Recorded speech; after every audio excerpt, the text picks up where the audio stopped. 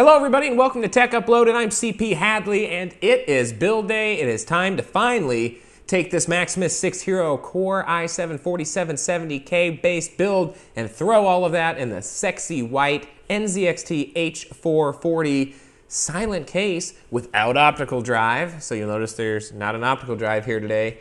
And, you know, kind of see how everything goes and see how it all comes together. Because you can look at a case all day long and you can speculate how that case is going to work out when you do a build, but there's only one way to really find out, and that's to put some hardware inside of it. So what have I got here today? All right, moving across the table, you've got the EVGA 780 classified. There's nothing classified about it. This card can overclock. Got the dual BIOS and everything going on, so as long as you got the cooling and you got the power, you should be able to push this card pretty far. And to go along with that is the ADATA 16 gigabyte memory kit, 2 sticks of 8, and that is 1866 memory. And powering all of that, like I said, is the i7-4770K. That's going to be sitting nicely inside of the Maximus 6 Hero. And that is a nice looking motherboard. It's got that good red theme. I think it's going to contrast the white and black on this case pretty nicely. And then, of course, you got to store all of that stuff. So I've got a 2 terabyte Western Digital black hard drive, just a nice OEM brown box version of it there to keep the price down. And then, of course, you need power. You got to power this stuff. So I've got the Corsair AX760 Platinum Certified Modular Power Supply. And that is going to be pushing this hardware pretty good if I can get the overclocks I like out of it. And, of course, if you're going to be doing that, you've got to keep everything frosty cool. And hopefully the Corsair Hydro Series H105, which is a really nice, thick 120 millimeter dual fan radiator. Hopefully that's going to do the job on keeping everything nice and chilly, or at least acceptable in temperature range. And then finally, got to boot everything up. So I've got the crucial M500 240 gigabyte boot drive that I'm probably going to partition about 60 gigs off of it to use to cache the 2 terabyte Western Digital drive. All right, with all the hardware out of the way, it's time to roll up our sleeves and start putting this thing together. Crack open some boxes, bust open the case, and get building. All right, it's time to begin the build. And this is totally personal preference how you want to start. The first thing I did is I took everything off of the case. So the case is naked. It's ready to go. I took out all my screws, and I went ahead and actually mounted the hard drive, or the power supply, to the back plate so that I can slide this in. Now, because of the way this case is laid out, and the fact that you can't easily get to any of the cables for the hard drive, I keep saying hard drive, power supply from the front, and it's not really all that great even from the back. Turn it around, because you don't have a lot of space here. What I'm going to do is I'm going to put all of the wires I'm going to need on the module portion of this power supply. I'm going to go ahead and attach them now. All right, so I went ahead and wired up everything here for the power supply. Now what I'm going to do is just feed everything through to the case. Pardon my big white shirt. All right, since I'm going to have this venting downward, I want to make sure I've got the fan facing down. Try to tuck everything in there. All right, now turn it around and give it a little look here. Make sure I'm not running over any cables as I put it in. And then again, this case is nice. It has those screws that you can't lose. Well, I guess you could if you forced them out, but they stay attached. So I'm just gonna tighten those down. Boom, power supply installed. All right, now it's time for the main event. It's time to do the motherboard related stuff. So go ahead and get out the Mobo. All right, with that done, it's CPU time. So time to get out the i7. I don't have anything to cut this with. Uh-oh. Okay.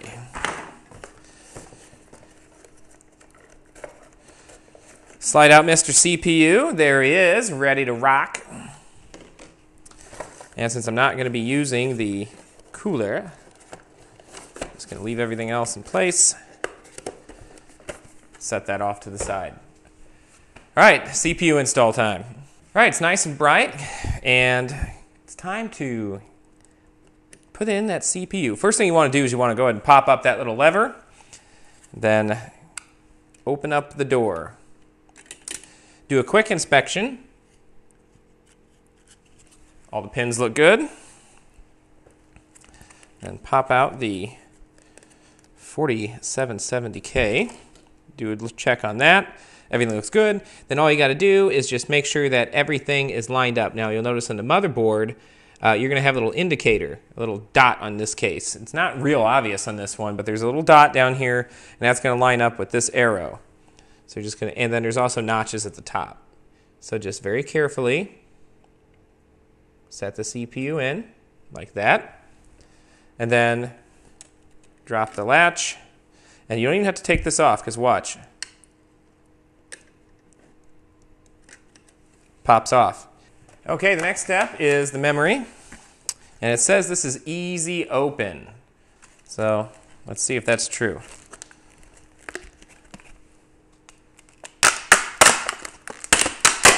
I'll be damned. It was easy open. Okay. Going to put them in the first and third. In this case, you only have to pop up the top latches. And I like to go from right to left because I'm weird. Just one of my OCD things. Put it in, bottom first, top, locks in place. Rinse and repeat. Bottom first, top, locks in place. Done. All right, this next step is the one that usually induces a slight amount of swearing in me. Getting the backplate in, but not so much that, but actually getting the motherboard seated in the computer. Because I always have a hard time getting the motherboard to line up with the backplate. Now, on this case, the backplate is beautiful. And this is why I'm so excited about this. So let me open up this backplate. Why am I so freaking excited about a backplate? This backplate doesn't have any of that stuff that sticks out. It doesn't have the stuff jagging out of it to lock it to the motherboard like a lot of backplates do. This one's just got this soft material, which is awesome. This is going to make it so much easier to install the motherboard. So now all I have to do is take this, line it up on the back of the computer from the inside, and then just apply some pressure, and it locks in place. So now you got the backplate in. So next step. Want to make sure that you have standoffs in all the right places. Now, in this case, NZXT pre-installed the standoffs. And I don't even know if they have. Usually, yep, they did. They included a little tool that you can use to tighten the standoffs. So what I'm going to do, this is really boring, so I'm just going to do it off camera, but I'm going to go through and I'm going to put a little tool on each standoff, and I'm just going to do this. Just jiggle and make sure they're all tight. I don't want anything to be loose. All right, like I said, all the standoffs are pre-assembled for ATX, pardon my big white shirt.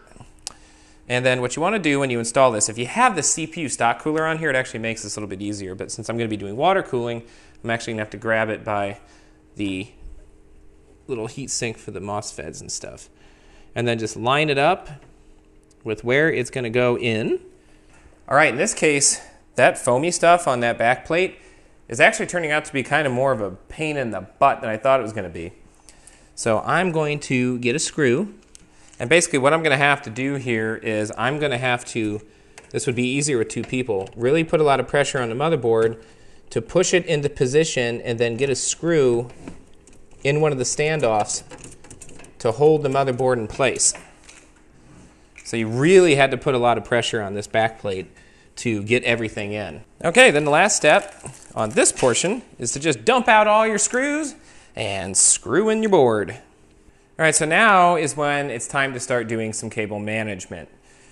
Got to start thinking about how you're going to wire your fans, how you're going to run your SATA cables, your power cables, where you're going to mount your drives. This is planning time. So this is when you really just go, take a deep breath, look at your computer, and decide how you're going to lay everything out. If you're going to put a radiator in the front, now is the time to get those fans out before you put drives in there. I'm going to be mounting on top, hopefully. We'll find out. So I'm going to be doing some sizing to make sure that'll be right. And then I'm just going to feed the cables through. Okay, so at this point, the first cable I'm going to want to deal with in this mess is the main 24-pin power Molex. And that aligns up near the top. So I'm going to feed it through this cable management hole. So let it chill. Now, one thing to keep in mind with this case, there's not a great deal of clearance here for the panel.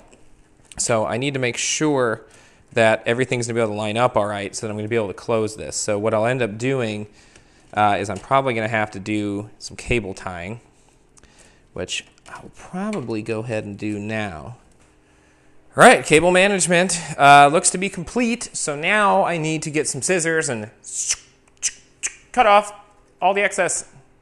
All right, with all that done, now it's time to take care of all the miscellaneous cables. So, for example, this thing, these will go down here. They're little headers. They're so reflective you can't see them for power and reset and things like that. And then you're also going to need to do HD audio in case you do decide to use that. So those guys are through. So what I'm going to do is I'm going to take out my little headers. And I'm only going to need one of them. And I'm just going to take all the little pieces and line them up. So then you just have to take this and find your spot on the board and plug it in. There you go. I have to say, of all the advances we made in technology, the fact that you still have to use that kind of bugs me. All right, getting close, getting close. It's about time to put drives in. So I got to dig up my USB 3 cable. It's in here somewhere. I wish this was mounted horizontally so I could plug it in like this, but it's not. So, alas, goes there. And then finally, 24-pin power. All right, it's hard drive time. What I've done is I've put the hard drive in the tray, really easy. Just line it up and put 4 screws in place. All right, so what I've got here is this running over, coming up right here because I'm going to have an SSD here. All right, speaking of SSD, time to get it out. Attention, attention, attention. Don't electrocute this. Okay, so it looks like for this, I just have to remove, holy moly, remove this screw. And apparently these are the only screws in the case that you can't actually lose. Mount it so that the ports face the back. Put 4 screws in. Bada bing, bada boom, you're done. So for this drive, now take note, they give you 2 different kinds of cables. One with a right angle, put it so you can see it. Here you go. Right angle, straight. In this case, the way this is going to line up, I'm going to want to look, but I have a feeling. Yep, I got to use the straight cable on this drive. All right, guys, when building, you're going to run into snags from time to time. And in this case, we hit one with the hard drive. I can't mount this drive where I want to. So I'm going to feed these out, back out the back. Because the way the power connector hooked up, it put too much pressure on the back plate. It was pushing up when I locked this in place on the track. So I wasn't able to lock it in place without putting a lot of pressure on the power connector. So I'm going to actually back out of that and not mount the drive that way. Thankfully, NZXT gives you an alternative to mounting down here, and that's just to use one of the trays. So I'm just going to slide this in and connect that way. All right, so now what I'm doing is I'm just plugging up the SATA cables in the back. It's almost time to do the water cooler now, so I'm going to go ahead and actually tidy up some of the cables in the back, and then I'm going to get on to putting the cooling loop onto the case. Okay, so what I have done is I have installed the fans and the radiator on top of the case. And what I did, you can see it there kind of cutting out of the frame, is I went for this setup right here because I wanted to pull hot air out of the case, and then I actually reversed this 140 millimeter fan to draw air in. So it's going to do this, and then it's also going to be pulling hot air out. Corsair recommends that you set it up to actually bring air into the case, but I would rather have it exhausting out. Plus, I wanted to have the radiator be the visible portion in the case and not so much the fans.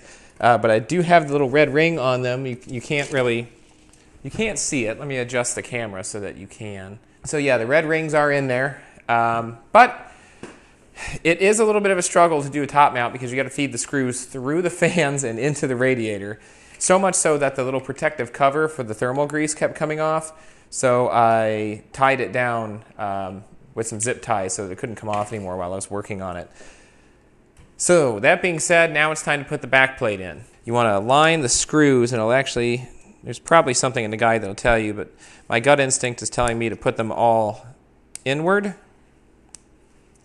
And then line that up with your bracket. Yep. And then just stick it through like that.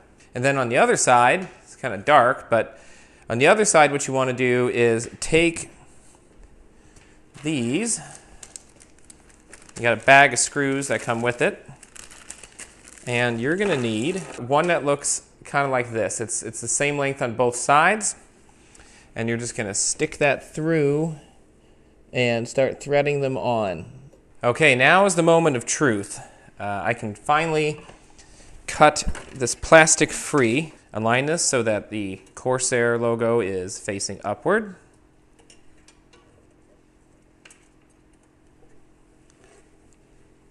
And place it on the CPU. That easy. Now just take these little screws that come with and start applying them in a star pattern. That is the key. Star pattern. One side, opposite side. Now when you're putting in the bracket and you tighten those screws down, you're going to notice that it's going to feel loose. And that is okay. It should. All right, once you get those on there in that star pattern, it's time to take out your screwdriver and start tightening them down. Do not over tighten. Check to make sure everything is snug, which it is. And that's it. Finally, next step, the GPU. It's time to put this big boy in. So I'm going to set him off on the side real quick. And it looks like he's going to go in this spot. All right, make sure your latch is open. Don't forget that step. This card barely clears the case to get in.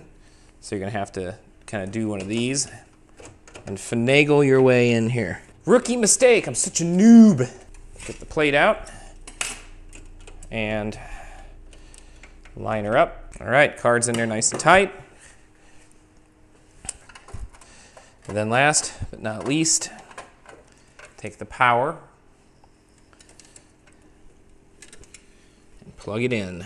Tuck those down like that. That's it. Pretty much done. Now you just got to put it all back together again. It's like Humpty Dumpty. All right, so at this point, you have effectively made a giant mess, as you can see. However, pretty much done, hopefully, as long as everything works. One thing I want to note, I usually don't get this meticulous about my cable management. But in this case, because there's so little clearance between the back of this case and where the actual case is going to close, everything had to be nice and tidy because this case has padding all over the place. So the back panel actually is all one big piece of foam on the back side of it, which means that there's just really a tight squeeze to get everything in here. So I made sure that I did that, turning everything around. By the way, during the break, when I cut, I routed the fans through this back area, I'm spitting, and ran them down here, connected them to the splitter, ran that splitter through, turn it around, through to the motherboard. So I actually used the CPU fan for the Corsair, and then I used CPU alt fan for the two fans connected to the radiator. So now it's time to bolt everything back up, pop on the top, pop on the front, pop on the back, and then take it over and give it a test boot, see if everything works.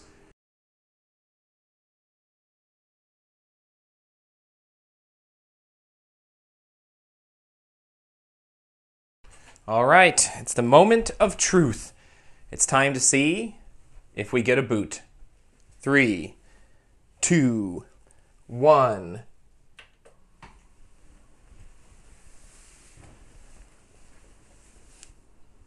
There she goes. And monitor's on, keyboard is on. New CPU installed. All right. That's it. Everything is up and running. And you know what? It's looking pretty sexy. I'm pretty happy with how that looks. I'm going to go ahead and dim the light here so you can get a look at how it glows. Ooh. Ah. All right, we're booting. And we should get a no OS installed screen. Yep, took me into the BIOS because I don't have an operating system. Well, I've been running this bad boy for about 2 weeks now, and let me tell you, it is rock solid, stable. Now, what I went ahead and did was apply some very mild overclocks to this system. I have the 4770K running at 4.4 gigahertz. The memory is at its stock XMP profile of 1866, and the 780 classified actually only has 50 megahertz added to the core clock and 100 megahertz added to the memory. Now, I was able to test that card stable with 200 megahertz added to the core clock and 300 megahertz added to the memory, but it required a little bit of overvolting. And since I don't need the power right now, I decided to go with a more mild overclock of the two. So why did I do such mild overclocks? Well, I'm going to go ahead and post some benchmarks right up here at both the stock configuration and with my mild overclocks in place so you can get an idea of what kind of performance you can expect from a similar build. Overclock's super easy, UFI, automatic overclock on the motherboard to 4.4 gigahertz, and then it couldn't have been easier to do the 780 classified with the included software. So there you have it. You won't be disappointed with a build like this. You've got plenty of headroom to grow, fantastic performance even at stock. So if you found this video helpful, go ahead and help me out. Like and subscribe. And you know what? Don't be a stranger.